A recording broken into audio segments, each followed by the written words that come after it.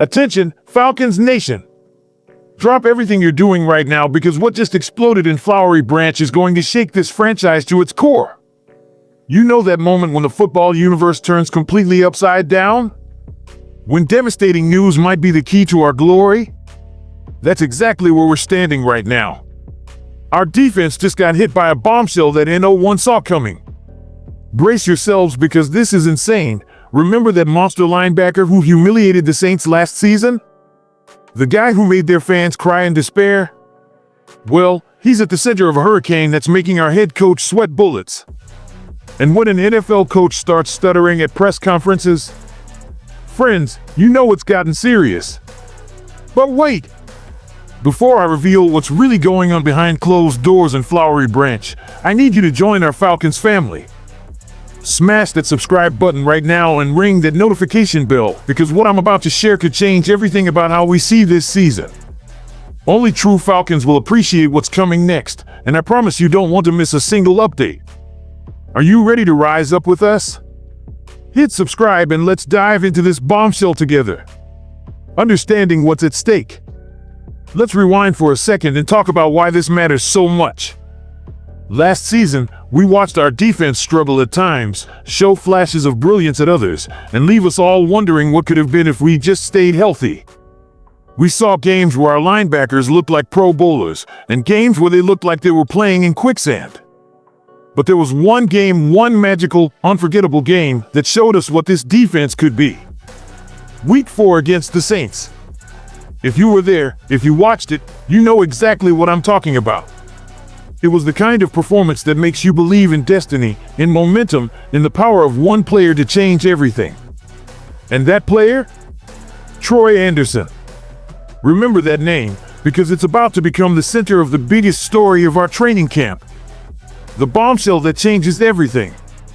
So here's what happened, and I need you to understand the weight of this.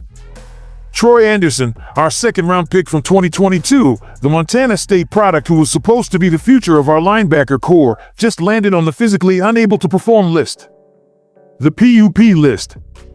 3 letters that can strike fear into the heart of any fan. Now, before you throw your phone across the room or close this article in frustration, I need you to take a deep breath. Because what I'm about to tell you might completely change how you see this situation. Raheem Morris held his press conference Thursday morning, and the way he talked about Anderson was interesting. And when I say interesting, I mean it in that way where you know there's more to the story. He said, and I'm quoting directly here, he is on track. He's doing really well. He's in great spirits and he looks amazing. Now, I've covered this team long enough to become fluent in coach speak. I know when they're spinning, when they're worried, and when they're genuinely optimistic. And Morris? He wasn't just optimistic. He was almost excited. Let me break down what the PUP designation actually means, because it's crucial to understanding why this might not be the disaster it appears to be. When a player goes on PUP before training camp, they don't count against the 90-man roster. They can be activated at any point during camp. But, and here's the kicker, if they're not activated by the end of camp, they go on the regular season PUP list, which means they miss at least the first 4 games. But here's what's fascinating, Morris could have downplayed this. He could have given us the standard "we'll see how it goes" response. Instead, he's out there talking about how amazing Anderson looks. Either our head coach has been sampling some very strong coffee, or he knows something we don't.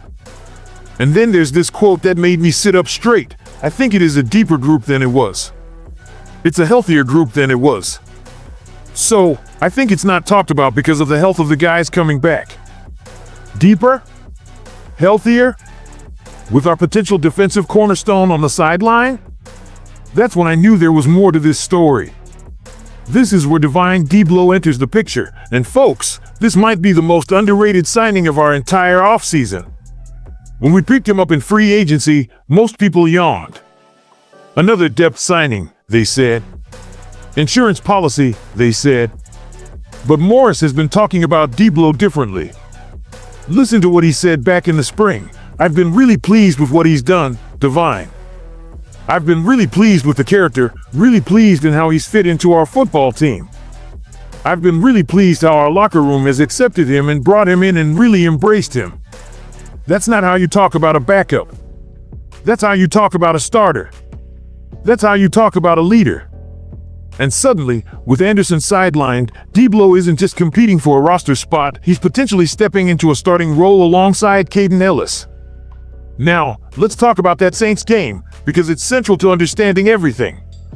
Week 4, Mercedes-Benz Stadium, division rival in town. Troy Anderson didn't just play well, he played like a man possessed. 17 combined tackles. That alone would be a career day. But then came the play that every Falcons fan will remember forever. Fourth quarter, Saints driving, looking to put the game away. Derek Carr drops back, looks for his tight end over the middle. Anderson reads it perfectly, jumps the route, and suddenly he's running the other way. 72 yards later, he's in the end zone, the stadium is shaking, and Saints fans are heading for the exits. It was the kind of play that makes you think, this is it. This is our guy. This is the linebacker we've been waiting for.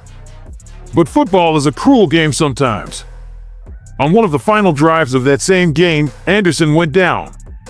The knee. Always the knee. He tried to walk it off, tried to stay in the game, but you could see it, something wasn't right. Here's the part that makes this whole situation even more complex. This isn't Anderson's first rodeo with injuries. In 2023, his second year, he was supposed to take that next step. Training camp looked great, preseason was solid, and then torn pectoral muscle in the first month of the season. Surgery. Season over. So now we're looking at a player who's shown incredible flashes but can't stay on the field. It's the kind of pattern that makes you wonder if some guys are just snake-bitten. But it also makes you wonder something else. What if the football gods are trying to tell us something? While everyone's focused on who's not practicing, let me tell you about who is. Because Thursday brought some news that should have Falcons fans doing backflips. Kyle Pitts is back. Full stop. Let that sink in. The 4th overall pick from 2021, the tight end who was supposed to revolutionize the position, the player who's been more urban legend than reality the past 2 seasons, he's healthy and ready to go. But it's not just that he's healthy. This is a contract year for Pitts. He's playing on his 5th-year option, which means every catch, every route, every block is essentially a job interview for a massive payday. You want to know what motivates an elite athlete? Try millions of dollars on the line. And here's what people don't understand about Pitts being healthy, it changes our entire offense. Defenses have to account for him on every play. They have to decide, do we double him and leave Mooney or London in single coverage? Do we keep a safety over the top and leave the middle of the field open for Robinson? It's the kind of problem that keeps defensive coordinators up at night. But wait, there's more. Caleb McGarry is back. Now, I know what you're thinking, it's just a right tackle. How important can it be? Let me educate you real quick. Michael Penix Jr. is a lefty. That means his blind side is the right side. That means McGarry isn't just any tackle, he's the guy standing between our franchise quarterback and 270-pound edge rushers running full speed trying to decapitate him. McGarry's been solid for us, but this year is different. This year, he's protecting a rookie quarterback who's trying to prove he belongs. Every pressure McGarry allows, every hit Penix takes, is one step closer to shell shock. But every clean pocket, every time Penix can step up and deliver, that's how franchise quarterbacks are born. But the returns don't stop there. Brolin Trice is back on a modified schedule. For those who don't speak coach, modified means we're being careful, but this dude is about to contribute. Trice was a steal in the draft, a pure run defender who can set the edge like he's building Hadrian's Wall. Morgan Fox? Back. This is a guy who's been around, who knows how to get to the quarterback, who understands that on 3rd and long, his job is simple: seek and destroy. In a division with Bryce Young, Derek Carr, and Baker Mayfield, having a guy who can consistently pressure the pocket is worth his weight in gold. DeMarco Hellams? Ready to roll. Special teams might not be sexy, but you know what is? Starting every drive with good field position. Not giving up big returns. making the other team earn every yard. Helms is the guy who makes that happen. So let's connect the dots here, because I think Morris and his staff might be playing 4D chess while the rest of us are playing checkers. Anderson goes on PUP. Diblo gets first team reps. The locker room, which has already embraced him, sees him step up. The defense starts to gel around a different kind of leader, not the spectacular athlete who makes the highlight reel plays, but the steady veteran who's always in the right place. Meanwhile, Pitts is catching everything in sight. McGarry is giving Penix all day to throw. Trice is shutting down the run game. Fox is harassing quarterbacks. Helms is winning the field position battle. And Anderson? He's watching, learning, healing. Maybe he comes back in week 5 fresh and hungry. Maybe he becomes the secret weapon we unleash in the second half of the season.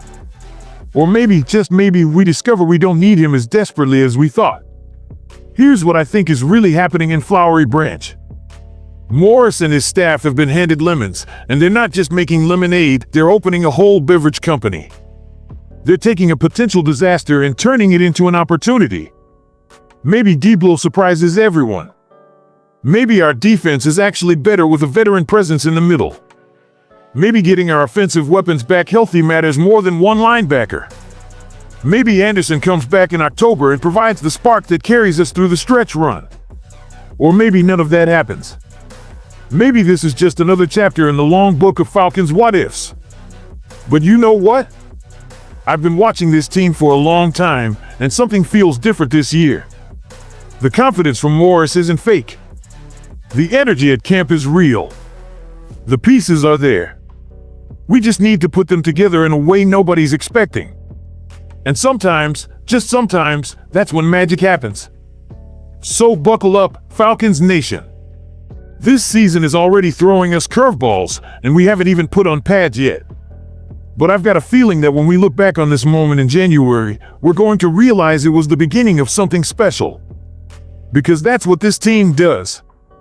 They find ways to surprise us, to overcome, to rise up when everyone counts them out. And honestly, I can't wait to see how this story unfolds. The stage is set. The players are ready. And the 2025 Atlanta Falcons are about to show the world that sometimes the best plan is the one you never saw coming. Rise up, Falcons Nation. Rise up.